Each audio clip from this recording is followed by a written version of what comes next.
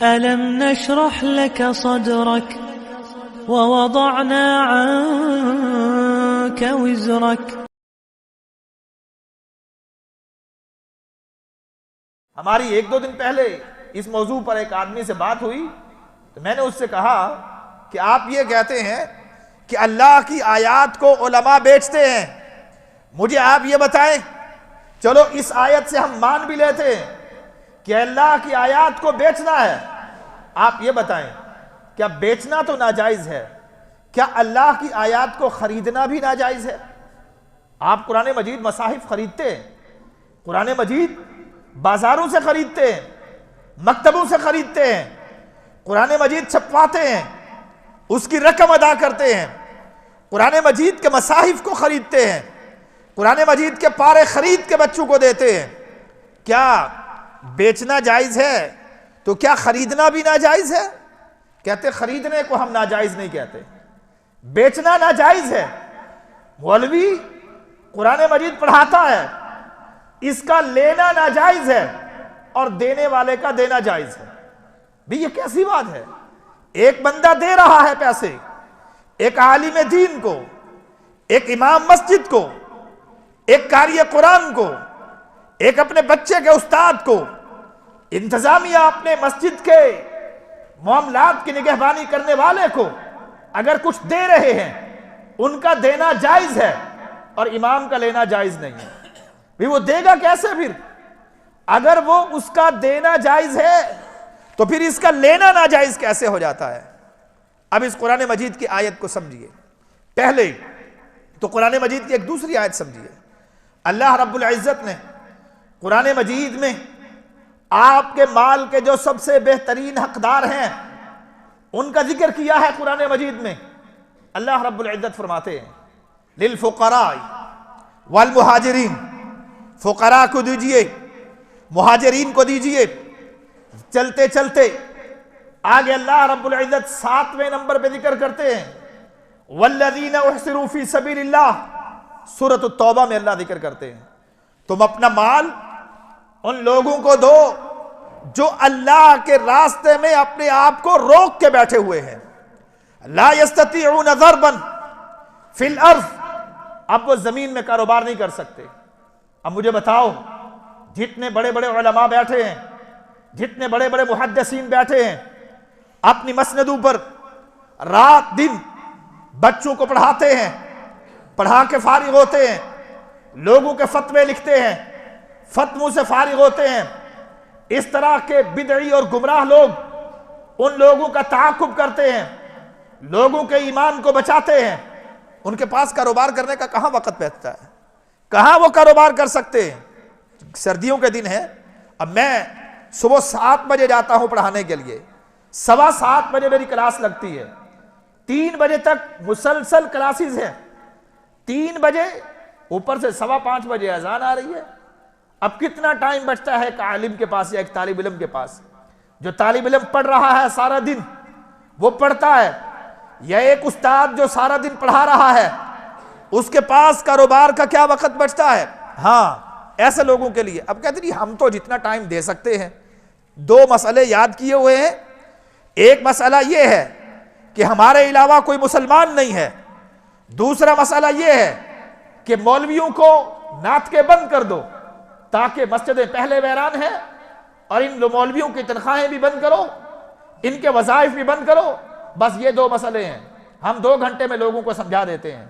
اب ایک عالم جس نے پورا دین سکھانا ہے کسی کو، اس نے ایمانیات بھی سکھانی ہے، اس نے عقائد بھی سکھانے ہیں، اس نے معاملات بھی سکھانے ہیں، اس نے بیوع بھی سکھانا ہے، اس نے قضا بھی سکھانا ہے، اس نے فتویٰ بھی سکھانا ہے، اس نے تفسیر بھی سکھانی ہے، اس نے اصول حدیث بھی سکھانے ہیں، اصول تفسیر بھی سکھانے ہیں۔ 1 گھنٹہ صبح آ جاؤ، بس ساری چیزیں سیکھ جائیں گے آپ۔ یہ ساری چیزیں صرف 2 مسئلے یاد کرنے کے لیے 2 گھنٹے کافی ہیں، لیکن اگر مکمل ایک آدمی کو اپنے عالم دین بنانا ہے تو اس کے لیے دیندار لوگوں کو اپنی کل وقت دینا پڑتا ہے، آپ کو سارا دن دینا پڑتا ہے۔ تو کہتے ہیں اللہ رب العزت فرماتے ہیں وہ لوگ جو لوگ آپ سارا دن اپنے آپ کو وقف کیے بیٹھے ہیں. لا یستطیعون ضربا فی الارض, کاروبار کا ان کے پاس وقت نہیں ہے. اللہ کے دین کے لیے انہوں نے اپنے آپ کو وقف کر رکھا ہے. چل پھر نہیں سکتے زمین میں, کاروبار نہیں کر سکتے. یحسبہم الجاہل اغنیاء من التعفف, جاہل یہ سمجھتے ہیں مولویوں کے پاس کیا کمی ہے. جاہل یہ سمجھتے ہیں ان کے پاس کیا کمی ہے, ان کو تو فلاں بھی دیتا ہے, فلاں بھی دیتا ہے, فلاں بھی دیتا ہے, یہ تو بس ان کے پاس کیا کمی ہے. اللہ رب العزت فرماتے ہیں یہ تمہارے مال کے صحیح حقدار ہیں. یہ اللہ رب العزت نے مصارف میں ذکر کیا ہے, صدقات کے مصارف میں ذکر کیا اللہ رب العزت نے. اب وہی صدقہ ہم ایک مسجد کے بیت المال میں جمع کرتے ہیں, اور مسجد کے بیت المال سے پھر ایک امام کی ضروریات زندگی کے لیے اس کو صرف کیا جاتا ہے, اسے وقف کیا جاتا ہے. والذین احصروا فی سبیل اللہ, یہ وہ لوگ ہیں جنہوں نے اپنے آپ کو وقف کر رکھا ہے کہ اللہ کے علاوہ یہ کوئی اور کام نہیں کرتے. ان لوگوں کی خدمت کرنا آپ کے اوپر فریضہ بن جاتا ہے, آپ کا فریضہ ہے ان لوگوں کی خدمت. یہ تو قرآن مجید خود بیان کر رہا ہے, بلکہ اس سے ایک بڑی بات اللہ رب العزت نے مؤلفت قلوبہم کا ذکر بھی کیا ہے کہ ایسے لوگ جو اسلام کی طرف مائل ہو رہے ہیں انہیں بھی کچھ دے دیا کرو.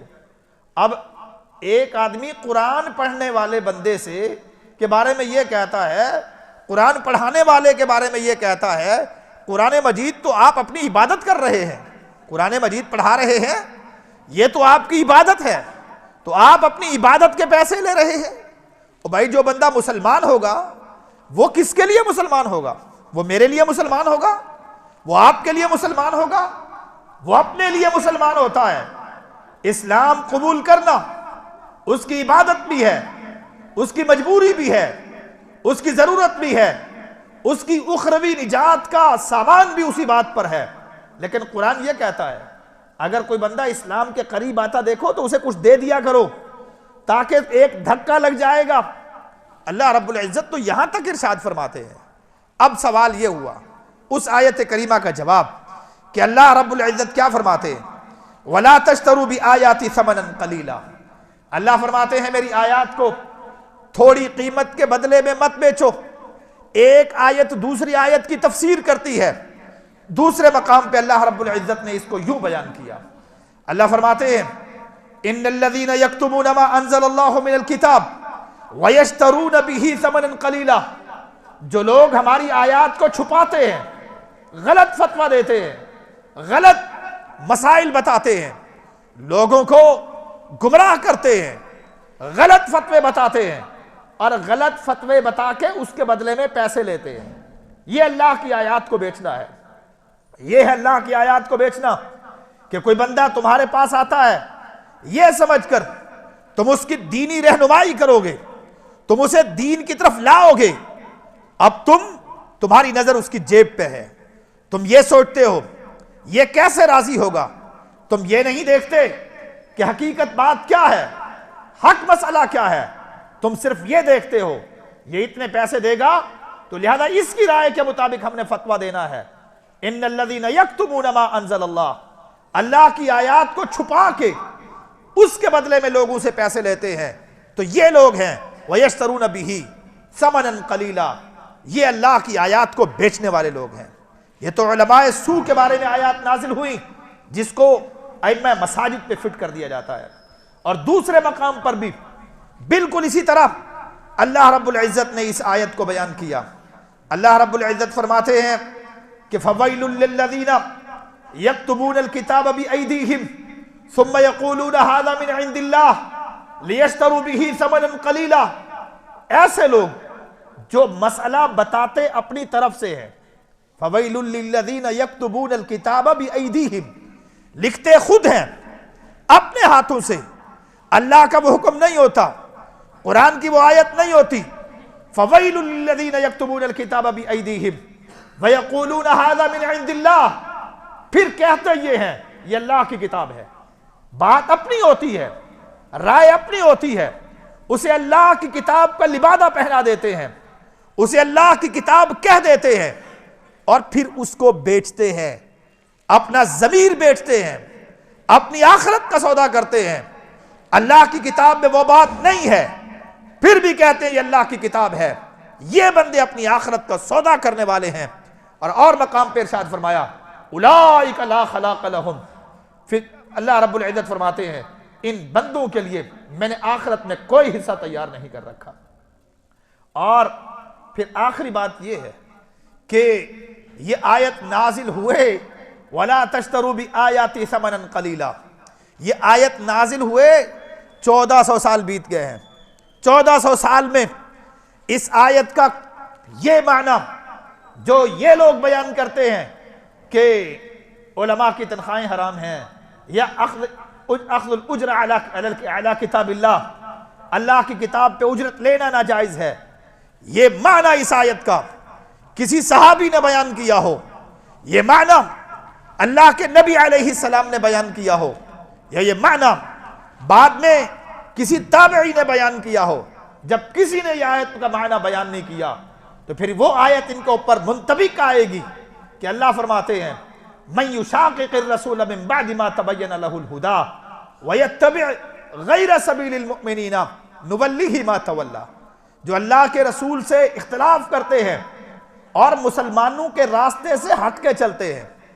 ایک آیت کا معنی مسلمانوں نے بتا دیا، صحابہ نے بتایا، تابعین نے بتایا، اللہ کے نبی نے بتایا، حتیٰ کہ میں نے قرآن سے ثابت کیا کہ ایک آیت کا معنی قرآن خود بتاتا ہے، ایک آیت کا معنی اللہ کے نبی بتاتے ہیں، آیت کا معنی صحابہ بتاتے ہیں، حضرت عمر ائمہ مساجد کو تنخواہیں دیتے ہیں، اس سے آیت کا معنی ثابت ہوتا ہے۔ ان سب کے معنی کو چھوڑ کے ایک بندہ اپنی طرف سے معنی بیان کرتا ہے، پھر وہ بندہ اللہ کی آیات کو بیچ رہا ہے۔ فَوَيْلُ لِلَّذِينَ يَكْتُبُونَ الْكِتَابَ بِأَيْدِيهِمْ، کہتے اپنے من کی ہیں، کہتے اپنے ضمیر کی ہیں، کہتے اپنے سوچ کی ہیں، معنی اپنا من گھڑت بیان کرتے ہیں۔